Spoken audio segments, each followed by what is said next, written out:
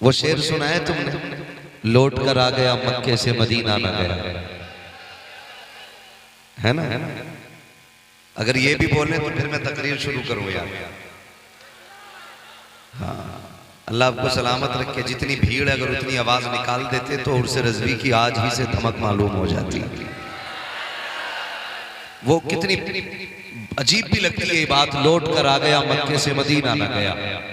लेकिन अगली बात बड़ी प्यारी है, लौट कर आ गया मक्के से मदीना न गया, जाता भी कैसे जब आका ने बुलाया ही नहीं। तो ये बात याद रखिएगा, खाली आना जाना काफी नहीं होता, हाजिरी मकबूल होनी चाहिए, मकबूल होनी चाहिए, और नात नात की तरह से होनी चाहिए।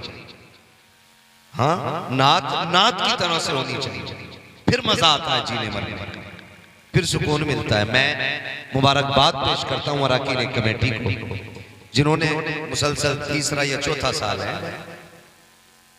तीसरा साल है, अल्लाह इस कमेटी को सलामत रखे, और जब तक ये अफराद बाकी रहे यूं ही जश्न रजा का इनेकाद होता रहे। हाँ, अल्लाह इस कमेटी को सलामत रखे। जब ये जाने लगे तो इनकी नस्लों को इस महफिल के लिए तैयार कर दे। ये बड़ी बात है, अल्लाह जिससे काम ले ये नसीब है उसका। दिली मुबारकबाद है कमेटी वालों के लिए जिन्होंने इस हसीन शाम की इब्तिदा की, और तीसरी बार आज ये अजीम जलसा सजाया जा रहा है। यूं समझें ये पेश खेमा है उर्स रज़वी का, ये इस्तकबालिया है उर्स रज़वी का। हमने ये महफिल सजा के उर्स रज़वी का इस्तकबाल करना है और ज़माने को बताना है, अगर इस्तकबालिया इतना शानदार है तो फिर उर्स रज़वी कितना जानदार होता होगा, है ना? अभी भाई नूरे मुजस्सम ने उर्स रज़वी के हवाले से चंद मिसरे कहे, बड़े प्यारे मिसरे कहे, है ना? अल्लाह सलामत रखे तमाम ही अहले सुन्नत को और तमाम आशिकाने मुस्तफ़ा को। हम मुक़द्दर वाले लोग हैं, रब ने हमें ये तौफीक बख्शी है कि हमें इमाम अहमद रज़ा जैसी दौलत अता की है। इमाम अहमद रज़ा जैसी दौलत हमारे हिस्से में आई, ये हमारा मुक़द्दर है। वरना ऐसे भी मैंने लोग देखे जो पहले से आला हज़रत के नाम की रोटियां तोड़ते रहे, जब जरा सा दस्तरखान जबर हो गया तो फिर मसला हो गया कि बोले वो वही आला हज़रत की भी इबारतें समझ में नहीं आती। आला हज़रत तो क्या, उनका बेटा आज तक किसी की समझ में नहीं आया। बेटा भी बड़ी बात है, बेटे का नवासा आज तक किसी की समझ में नहीं आया। दुनिया का जो शरिया को न समझ सकी मुस्तफ़ा रज़ा को खाक समझेगी, और जिनके मुस्तफ़ा रज़ा समझ में नहीं आते उनके अहमद रज़ा क्या समझ में आ सकते हैं। हाँ, और याद रखिएगा अहमद रज़ा को समझने के लिए बस इतना ही काफी है, इतना ही काफी है, इतना ही काफी है। जात बड़ी बात है। अगर गेट पे इमाम अहमद रज़ा का नाम लिख दो ना तो अंदर की खबासत का स्कैन हो जाया करता है। हाँ, अगर कोई ये पूछ लेना ये क्यों लगा है, समझ लेना अंदर गंद भरी हुई। अगर नाम तो ये पूछे इसकी क्या जरूरत थी, तो कह देना भाई दुनिया में तेरी भी क्या जरूरत थी। तो उनके नाम के अंदर इतना बड़ा असर है, मस्जिद के दरवाजे पे लगा दो तो वहां भी अंदर नहीं जा सकता है। हाँ, घर के दरवाजे पे लगा दो तो देवबंदी अंदर है, बोले अंदर चाय वाय तो नहीं चल रही है उनमें, तो बोलने में सुस्ती कैसे हो रही है। मैं रात बिहार में बोला हूँ आला हज़रत पे, आज तो बरेली में बोल रहा हूँ आला हज़रत पे, है ना? तो फिर हम तो डबल डबल खुश नसीब हैं। आला हज़रत हमारे हिस्से में आए हैं और फिर पड़ोसी भी हमारे ही, तो फिर लाजिम बनता बोले। ठीक है, अगर दरवाजे पे आला हज़रत का नाम लिख दो तो वहां भी अंदर, वहां भी अंदर, वहां भी अंदर नहीं आ सकता है। जिसके नाम में इतनी ताकत है उसकी जात में ताकत कितनी होगी।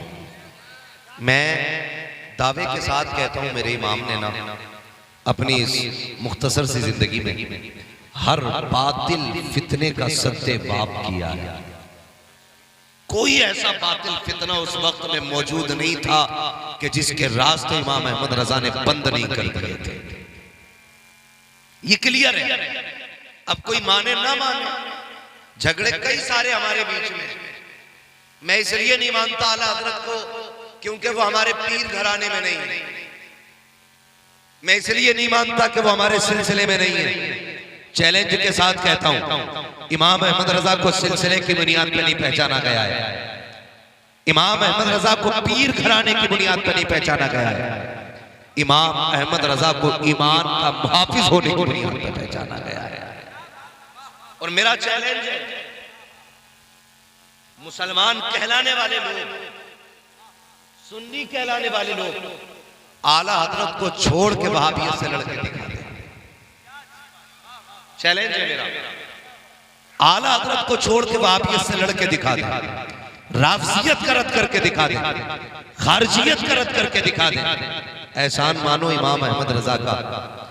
लोग तो इतने बुरे बुरे आए हैं दुनिया में, पाकी नापाकी के मसाइल इतने घटिया लिखे, इतने घटिया लिखे कि अगर उंगली पे निजासत लग जाए 3 मरतबा चाट लो तो पाक हो जाती है। इस तरह के मसाइल लिख के कौम को दे रहे थे तो मेरे इमाम ने फतावे रज़विया का तोहफा अता फरमा दिया। फरमाया परेशान होने की जरूरत नहीं है, वो तोहफा दे के जा रहा हूं जिसके अंदर पूरी जिंदगी का तोड़ मौजूद रहेगा। मैं गलत नहीं कह रहा हूं, तारीख का ये बाप पढ़ के देखिए। याद रखिएगा, जब किसी इलाके में तूफान आना होता है तो मकान बनाने से पहले इंजीनियर की राय लेते हैं। बोलो ली जाती है? इंजीनियर कहता है इसमें इतने पिलर लगेंगे, इतना लोहा लगेगा, इतना सीमेंट लगेगा, इतना तार लगेगा, इसको इससे ऊंची नहीं ले जा सकते। क्यों? क्यों? क्योंकि तुम्हारे यहां की जमीन कमजोर है। यही तो इंजीनियर बताता है ना। जमीन देख के फैसला करता है इमारत कितनी बुलंद होनी है, और इमारत अगर ऊंची जानी है तो बुनियाद मजबूत रखी जाती है। बता, अगर इंजीनियर की तैयार की हुई इमारत मजबूत हो सकती है तो रब का बनाया हुआ अहमद रजा कमजोर कैसे हो सकता है? रब का अहमद रजा कमजोर कैसे हो सकता है? जिन इलाकों में पानी ऊपर होता है उन इलाकों की इमारतों की बुनियाद मजबूत की जाती है। जहां 5 क्विंटल सरिये की जरूरत होती है वहां 10 क्विंटल डाला जाता है, क्योंकि जमीन कमजोर है। किसी इलाके में तूफान ज्यादा आते हैं, उसके हिसाब से इमारतें बनाई जाती हैं। अब जरा बता तो सही, जिस दौर में मेरे इमाम को पैदा किया गया था, क्या सिर्फ एक फितना था? नहीं, खुदा की कसम, वहाबियत का फितना अलग था, देवबंदियत का फितना अलग था, अहले हदीस कहलाने वाली जमात अलग थी, राफजियत अलग जन्म ले रखी थी, खारजियत अलग तूफान उठा रखी थी, वहदानियत के मुनकिर अलग थे, रिसालत पे उंगली उठाने वाले अलग थे। कोई खुदा के झूठ का इम्कान कह रहा था, कोई नबी के इल्म गैब का इनकार कर रहा था, कोई वलियों की विलायत को गुमराही कह रहा था, कोई मज़ारों की चादर छीनने पे लगा था, कोई शिर्क और बिदअत के फतवे दे रहा था। ऐसे माहौल में नकी अली के आंगन में खुदा ने एक बेटे को जन्म दिया। नकी अली का शहजादा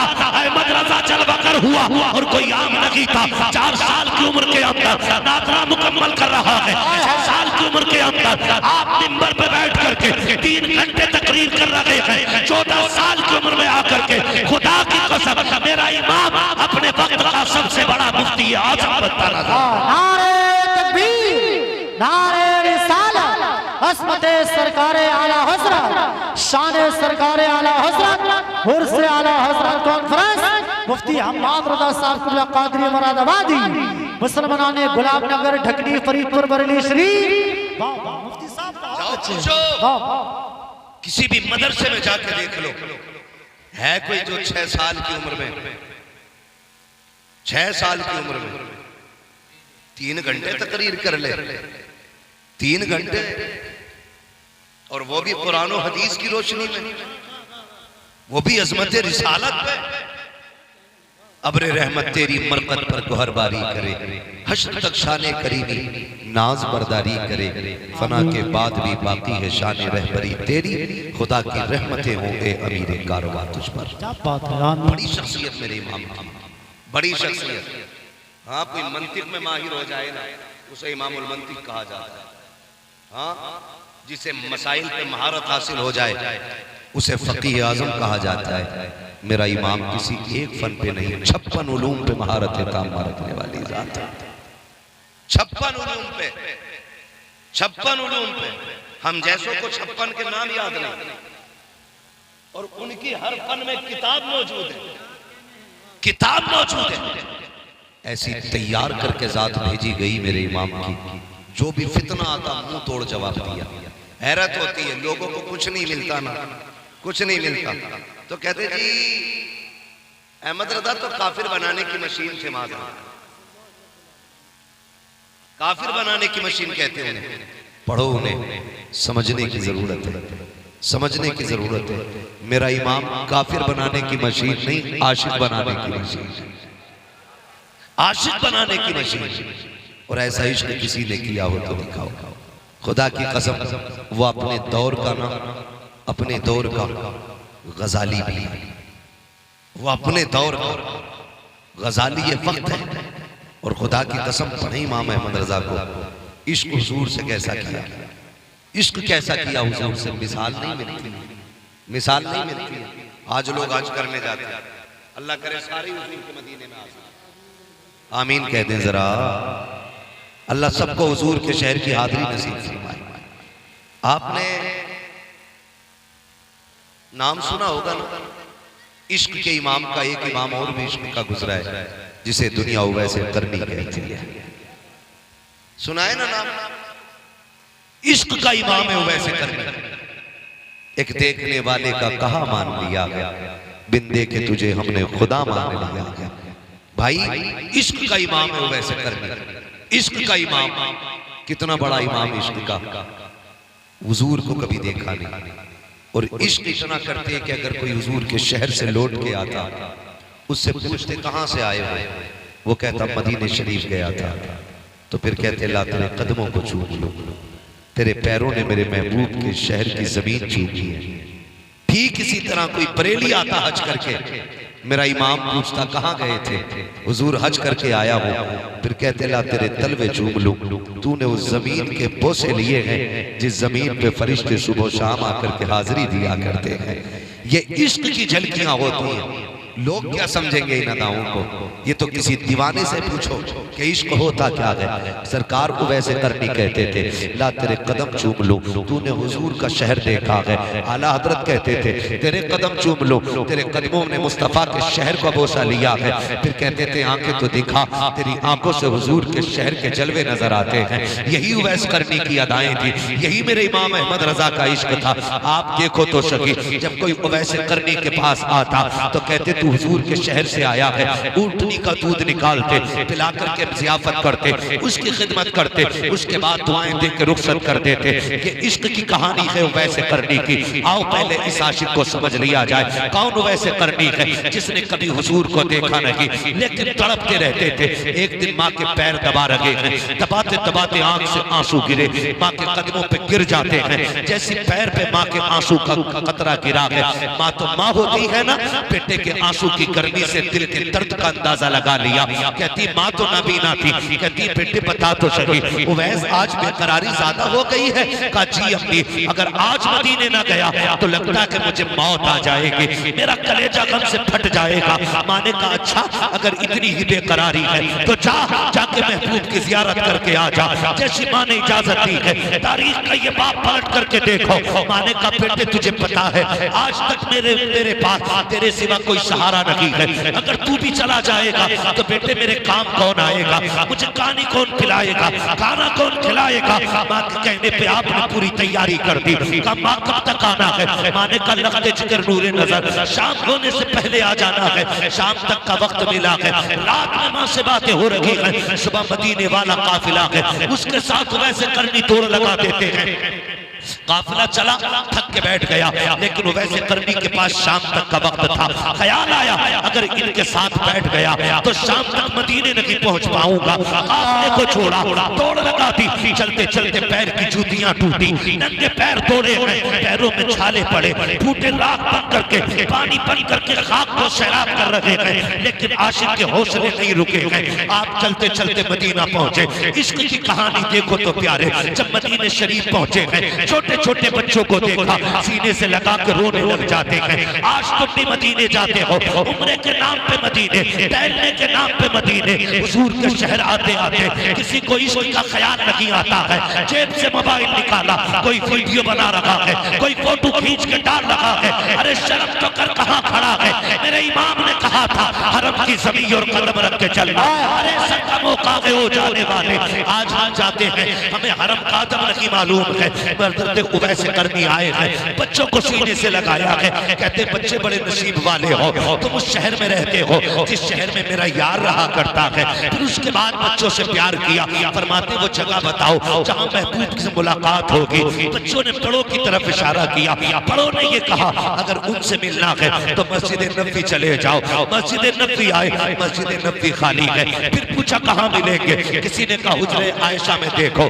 आवाज दी, आवाज आई बंद कलबाब, दरवाजा किसने बजाया है? का परदेसी हो, क्यों आए हो? का हुजूर से मिलना है। उम्मुल मोमिनीन की खबर आती है हुजूर अभी अभी बाहर चले गए हैं, बाहर चले गए हैं। इतना सुना बेकरार हो जाते हैं, तड़प जाते हैं, कहते हैं अच्छा हुजूर कब आएंगे? का ये तो नहीं कहा जा सकता है। कहते हैं अच्छा तो फिर एक काम करें, मुझे अंदर आने की इजाजत दें। क्या करोगे? का उस जगह को देखो जहाँ मेरा यार बैठा करता है, जहाँ मेरे महबूब बैठते हैं। वैसे करनी अंदर आए हैं, कभी हुजूर का बिस्तर चूम रहे हैं, कभी मेहराब को चूम रहे हैं, कभी मिंबर को बोसे दे रहे हैं। उम्मुल मोमिनीन आयशा सिद्दीक़ा फरमाती है पूरे बदन पे गर्द लगी थी, बालों पे मिट्टी लगी थी, देखने में दीवाना लग रहा था, लेकिन इश्क कमाल का था। कभी दीवारों से लग के रो रहा है, कभी बिस्तर से लिपट के रो रहा है। मैंने कहा अगर इतना की इश्क है तो रुक क्यों नहीं जाता है? उसने कहा मजबूरी है, वरना ठहर तो जाता। अल्लाह अकबर जाते जाते वैसे करनी ने कहा था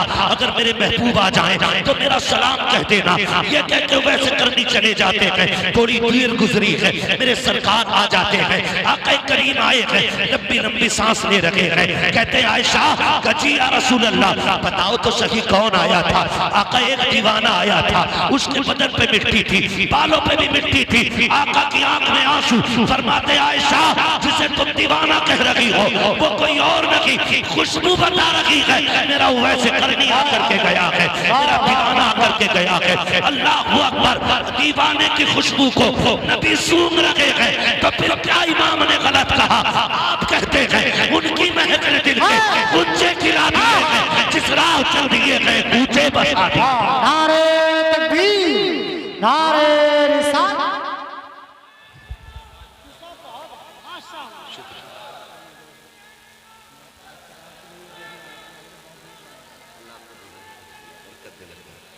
अल्लाह सलाम।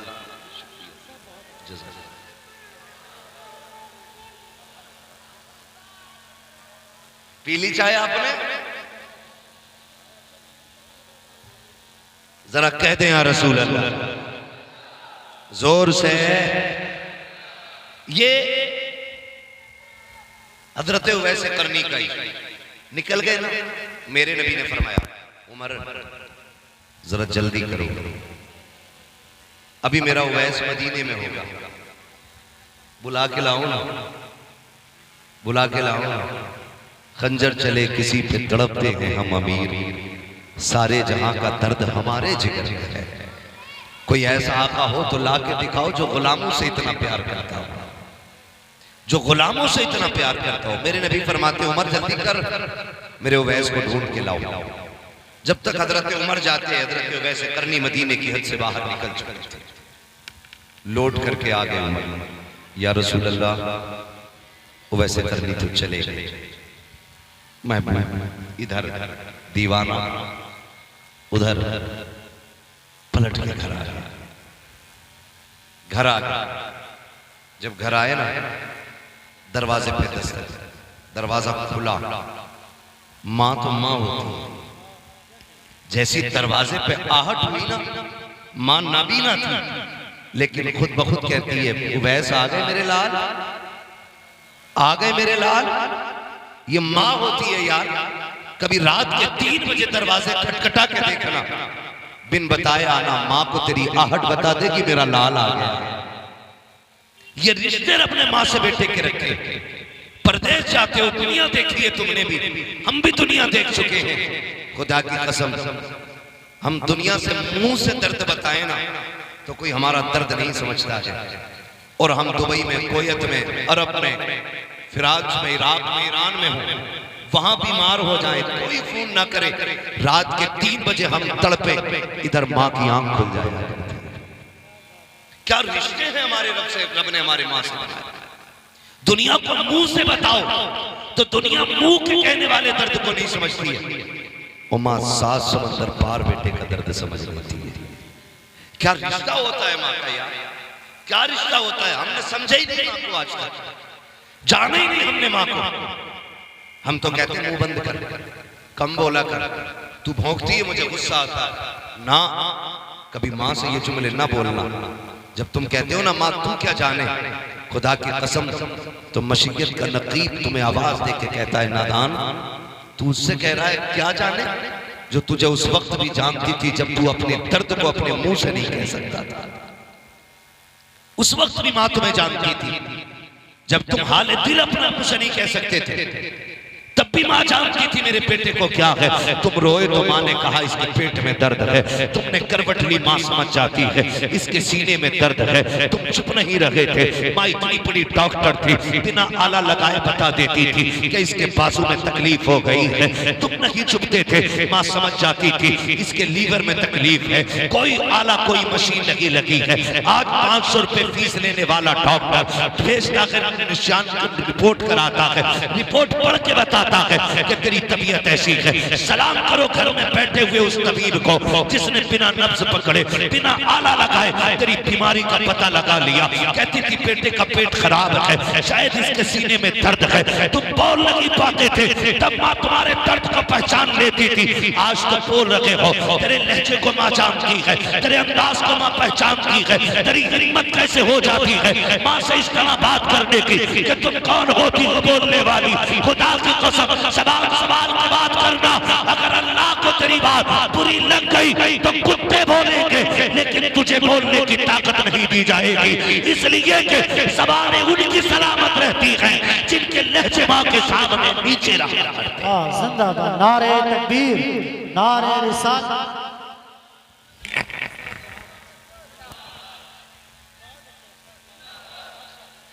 मां के सामने नीची आवाज में बात करना, करेंगे इंशाअल्लाह। अकड़ के तो नहीं बोलेंगे मां के सामने, सारे वादा करें इंशाअल्लाह। जोर से आज ना 4 पैसे जेब में आए, बाजुओं में ताकत आई तो सारी पावर मां बाप को हम दिखाते नहीं। तुम नहीं जानते घर में प्रधान, नेता, मंत्री, मुफ्ती साहब, अल्लामा साहब, पीर साहब बन के जाने में वो मजा नहीं आता जो मां के सामने गुड्डू और पप्पू बन के जाने में मजा आया करता है। आज भी ना